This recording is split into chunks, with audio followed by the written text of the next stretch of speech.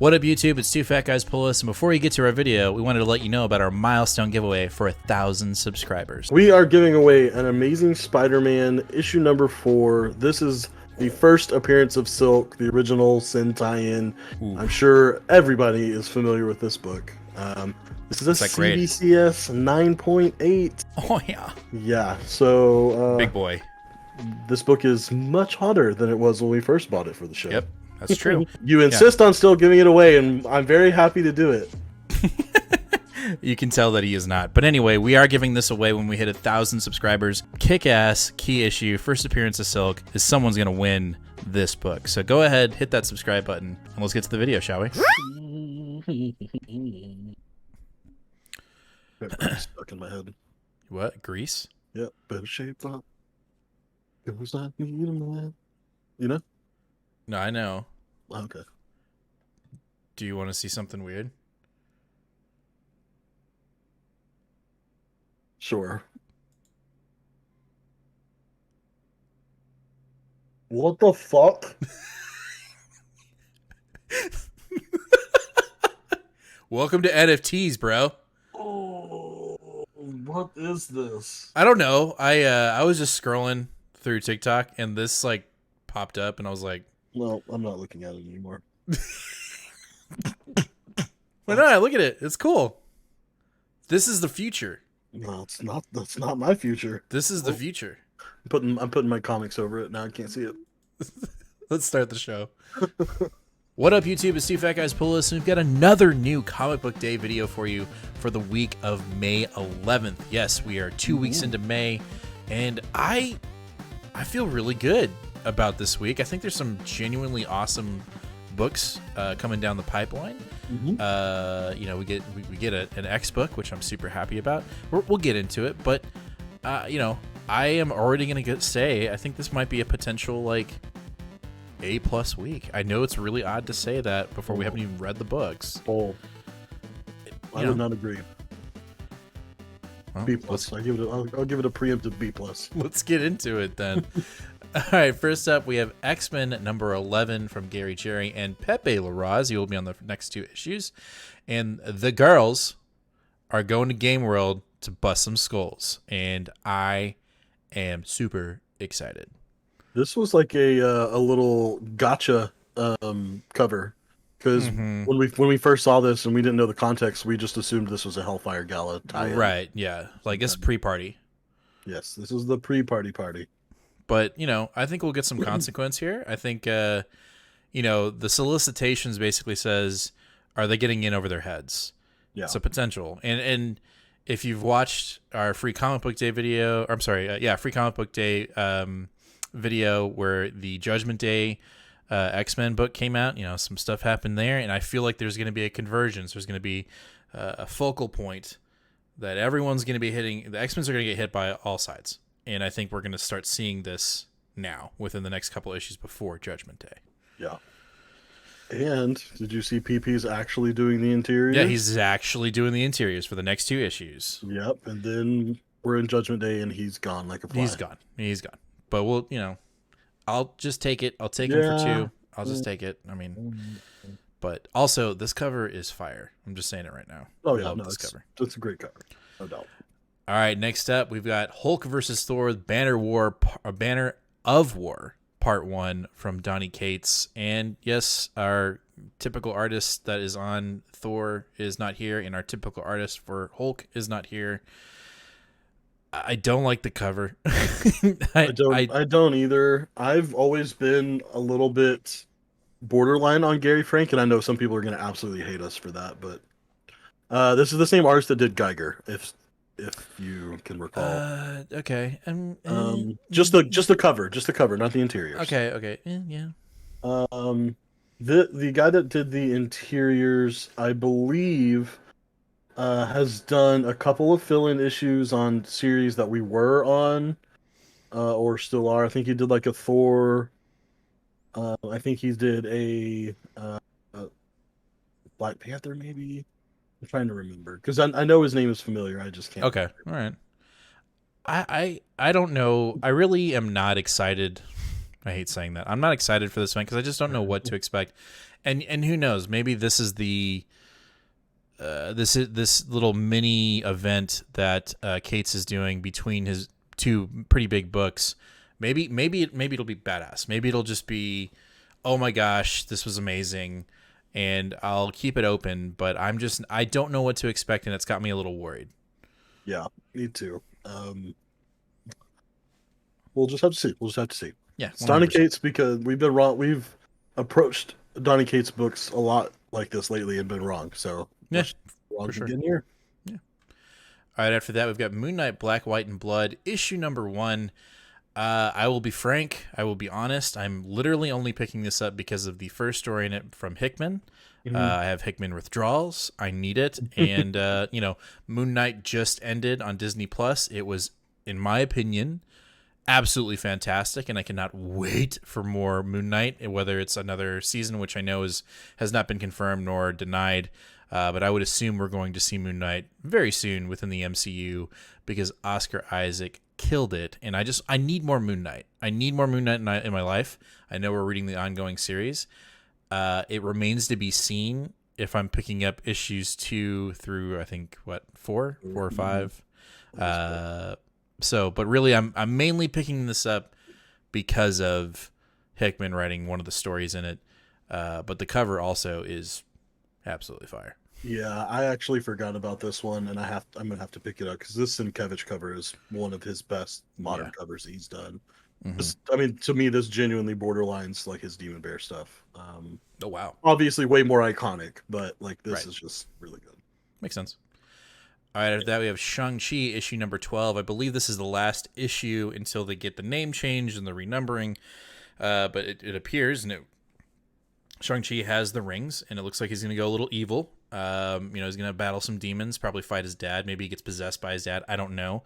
But he is in the other dimension currently with his family, fighting off the Jade Emperor. And he is in possession of the rings. And then after this issue, we jump to a new number 1, but it's still the same book, but it'll be called Shang-Chi and the Ten Rings. We'll see how long that lasts. I mean, we got 12 issues. Well, now how many issues do we really get into this Shang-Chi? There were 5 in the first volume, and then this is 12, so 17. 17 issues. Well, yeah. So the 13, when it gets renumbered, it should be number 18. Right. Anyway, I am looking forward to it. Marcus Tao has been, a really cool replacement. I still like the previous artist, but I'm not knocking his. I just, I like it. It's a good book. We'll see how it goes. All right, we're jumping into DC with Batgirl's issue number 6. I think things have finally started turning spicy. I feel like this book has finally found its feet, or its footing, if you will. We've gotten rid of a couple villains, so we're not as stacked. The more and more that this book progresses, we start losing more of the stuff that I didn't like, which was like reintroducing the story every fucking issue. Like, here are our characters. Here's where they're living. Oh yeah, they drive this car. Now we're like in it. We're just in it and we're living it, and I dig it. This is billed as the part 6 of 6, so apparently I think we'll get some sort of for the time being conclusion with Spellbinder and probably with Tutor. I'm sorry? Tutor? Yes, with Tutor as well, at least for now. It seems like the mastermind, computer mastermind, is probably going to be the like behind the scenes bad guy for a while, or bad girl for a while. But I'm okay with that. I'm curious to see how we kind of wrap things up in this particular issue. This is a series that I'm really enjoying. I love peripheral Batman family stories, so this has been my cup of tea since it come out. Yeah, since it has come out. Yeah, no, I like the phrasing prior since it come out. Since it come out. All right. Next up, we have Jurassic League issue number 1 from oh my god, I'm blanking on his name. Like Daniel Warren Johnson. Daniel Warren Johnson. I don't know where I was going. He has done the cover for this issue. He does have an artist actually doing the artwork in the issue, but they are very close and very similar in style. Because the Justice League is dead, I mean, who else would replace them? Duh, the Jurassic League. Just kidding. I think this is a no-brainer. I love Johnson's writing. Obviously, I love his artwork even more, but he's just got an attitude that just doesn't give a fuck, and I love that. Excuse the French. So I'm sure the story will be twisted and action-packed and just outrageous. Yeah, it looks like this is going to be Juan Gideon's first limited series where he's going to be like running the show pretty much, like the fem- premier artist. And I am very intrigued. I think I probably will go ahead and pick up issue 1 because it is written by Daniel Warren Johnson, and his go-to colorist Mike Spicer is actually coloring Juan Gideon as well. So we're gonna have that same familiar color scheme that we have with Daniel Warren Johnson. Um, and this is just kind of wacky and goofy, and I don't know, like this is hitting me at the right spot. I guess is what I'm saying. Like if this could have come out at a certain time, that would have been like no way in hell. But right now, I think it fits. Yeah, for sure. All right, after that, we have Superman, Son of Kal-El, issue number 11 from Tom Taylor. I'm going to read it. I'm still sub to it, but I feel like we've really hit I just feel like we've slowed down. I don't know. I think this book took a couple hits with the tie-ins, and I just don't feel like we've really like found our footing, if that makes any sense. I don't know. I'm looking forward to the book, but I'm ready for there to be more progression. Yes. So I agree. I believe this arc is called the Rising Saga. I think we have this issue and the next issue, and then we're on to a new arc. I think I think you're right. I think the story isn't quite as clean as we're used to from Tom Taylor. This feels a little bit more sprawling and thin, whereas usually it's pretty tight when it comes to Tom Taylor. But Yeah. overall, I still like what this book is doing. Honestly, I'm going to buy this book no matter what, just because of how triggered the alt-right Comicsgate community gets because of this book. So I don't know. And also I wonder if that the reason why it's been so thin lately is because of what's currently going to happen within the DC universe with our summer event with Dark Crisis. I'm sure there's been some reshuffling. And I know that we kind of make these statements like, well, clearly there was something rewritten because of this. Well, these things are planned out, but with the perception of such dysfunction over at DC has been lately, I wouldn't be surprised if that's why we felt so thin in Superman, and why Action Comics has felt kind of like we're staying on the same mark a little longer than we usually would. I think that progression is being seen throughout a lot of DC books, even Detective Comics. I mean, we ran through an entire, essentially, year of comic within 2 months, or however long it took. So it just feels like that's the perceived idea, but we'll see what happens. Yep. All right, after that, we're jumping into our independent comics, and we're kicking off with crossover issue number 13. This is not, I repeat, not the last issue. Apparently there was some Twitter controversy, which you informed me about, where Donnie had to clear up someone's misinformation, not intentional, but while looking like the most dapper motherfucker while on vacation in Italy. Yeah, I thought that was very funny. Of course, people are giving him absolute hell about taking a vacation and going to Italy. Like, right, because you can't take a vacation. Oh, God forbid. And you can't write in other countries either. Like, there's no way you can. What's the You internet? can't. You don't develop stories by world experiences or anything like that. Anyway, I was so irritated. Issue number 13. I feel like it's been a while since we've gotten an issue. This is probably by far one of the best comics out there. I think that's safe to say. It's been a fun ride, and I think the best part of crossover is literally seeing it evolve. We thought it was going one way, and then I think Donnie thought it was going one way, and then it just went in a completely different reaction. And I think that's where he plays best, where there's just no actual, what's the word? Possibilities are limitless. Yep. You can do whatever the fuck you want, and that's the beauty of independent comics. You really don't have anybody over your shoulder except for yourself. I really like too that I enjoy how much fun it appears that they are having making this book. Yeah.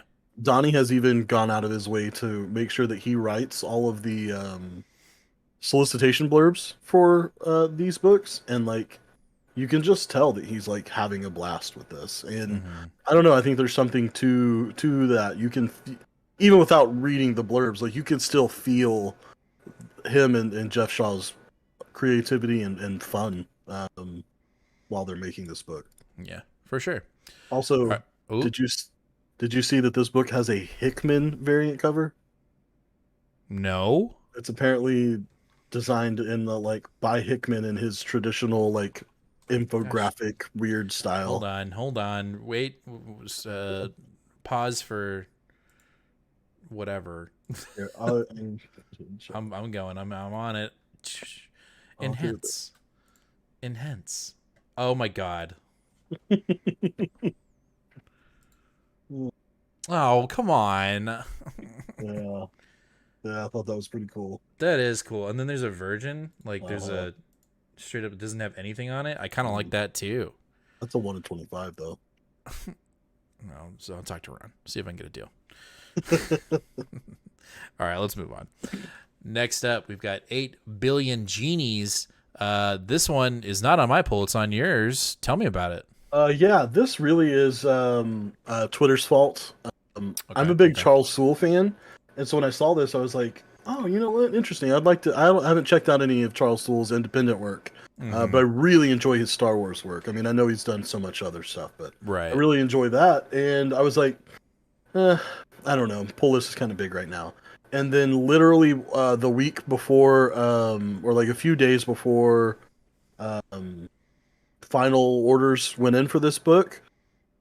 I can't tell you how many big name creators went out of their way to use Twitter to promote this book. Like Okay. way more than I'm seeing normally. Like I've only seen one or two people talking about um, Scotty Young's new book, Twig. I only seen a couple of people talking about Daniel Warren Johnson being on Jurassic League, but like six different people, including Chip Zdarsky and Donny Cates, were like, "You need to get this book." Okay.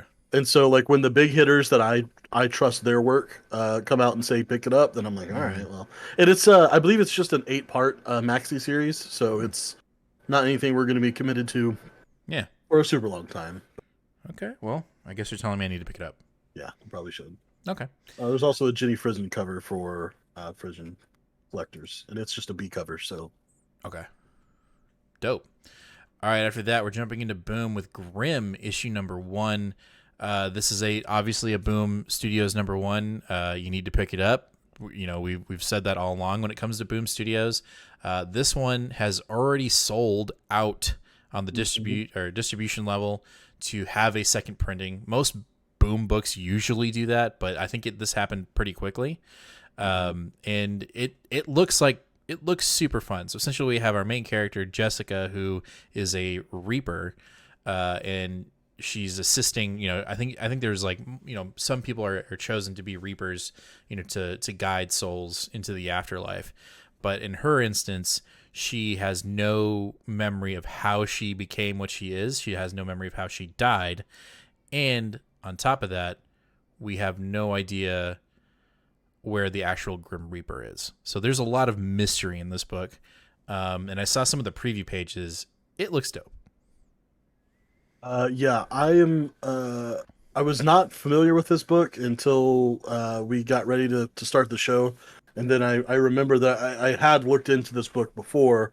I was a little on the fence because it was Stephanie Phillips, who I I need to give her work more of a try. Okay. But I still have a kind of an icky taste in my mouth from her Aftershock book, Nuclear Family, which was just not good. Oh yeah. I mean, it started Um, off good. well, it was also an adaptation from a Philip K. Dick story, so we'll blame him. He's dead. But after seeing how much Boom is putting behind this book, obviously they're pulling out all the stops with the 4 different Jenny Frison variants. Of Mm-hmm. course, they have a Something is Killing the Children homage variant. Yep. Um, but my favorite thing too was literally seeing two different people on League of Comic Geeks complaining about social justice warriors and woke culture ruining this book, and so now I have to get it because if comic skaters are getting triggered by this book, I need to read it. God, just give it a break. Like, come on, guys. Apparently this is anti-male propaganda. So now I have to pick the book up, but I might even pick up 2 or 3 versions now. I don't. Whatever. Okay. I just want to read it because it looks cool. Anyway, we jump over to Seven Secrets, issue number 17, the penultimate issue in Tom Taylor's pretty kick-ass series. Yeah, we're both pretty sad that this is ending. Casper has finally died, spoilers, and so we'll see how he's going to come back to life, because I'm sure he will. Yeah, Poo-Poo's on the cover, too. Yeah.